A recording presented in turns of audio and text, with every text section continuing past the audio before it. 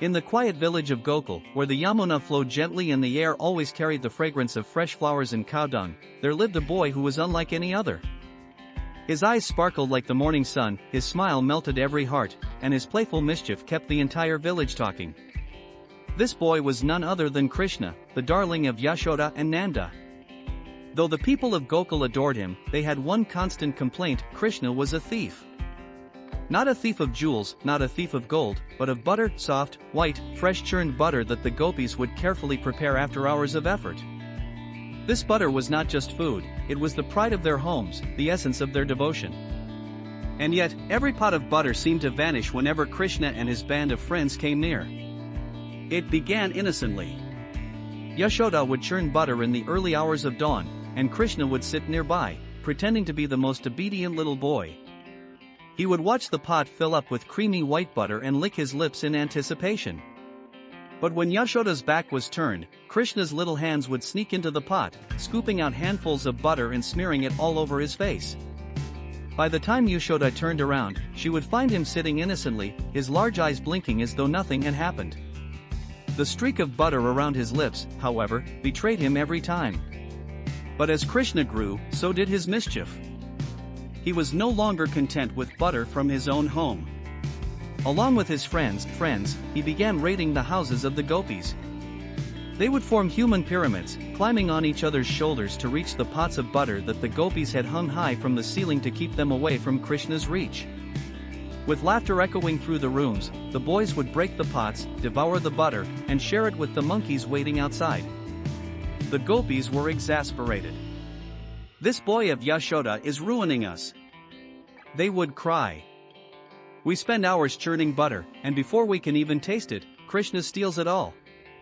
One day, a group of gopis decided to catch him red-handed. They whispered among themselves, laying their plans carefully.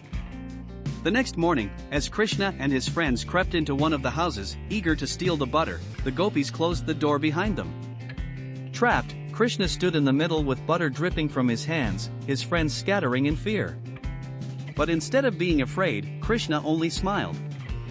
His charm was irresistible, and the gopis who had planned to scold him burst into laughter at the sight of his mischievous face. They even ended up feeding him butter with their own hands. When the gopis complained to Yashoda, she would listen with patience, but in her heart, she could never be angry with her beloved son. Yet one day, when she caught Krishna herself with his hands in the pot, she decided to teach him a lesson. She tied him to a wooden grinding mortar as punishment. Krishna's big eyes welled with tears, and the sight melted Yashoda's sternness. Little did she know that this very act would lead to one of Krishna's great miracles, the breaking of the twin Arjuna trees in her courtyard, symbolizing liberation from pride and ego. For the people of Gokul, Krishna's butter thefts were endless. Every morning, they would hear stories of another pot broken, another prank pulled, and another raid completed. And yet, they could never truly be angry with him. Instead, they saw in his mischief a deeper meaning. The butter, they realized, was not just food. It was the essence of their labor, their love, their devotion. By stealing it, Krishna was playfully teaching them that the most precious offering they could give was not just butter, but the butter of their hearts, the purest love and devotion hidden deep within. Just as he reached for the pots hung high, Krishna reached for the souls of his devotees, breaking the barriers of pride and attachment, to claim their love. To this day, Krishna is remembered not only as the protector of Dharma, the slayer of demons, or the great speaker of the Bhagavad Gita, but also as the mischievous MakhanChor, the butter thief of Gokul. His childhood pranks are celebrated during Janmashtami with joyous songs and DahiHandi, where young men form human pyramids to break pots filled with curd and butter, reliving the divine mischief of their beloved Krishna. And so, the legend of Krishna and the butter thieves continues to live, not just as a tale of childhood pranks, but as a symbol of the soul's yearning for divine bliss. For in every stolen lump of butter was hidden a secret, that God does not wait for grand offerings or rituals. All he wants is the simple, pure love of his devotees, just as simple, just as white, and just as sweet as the butter of Gokul.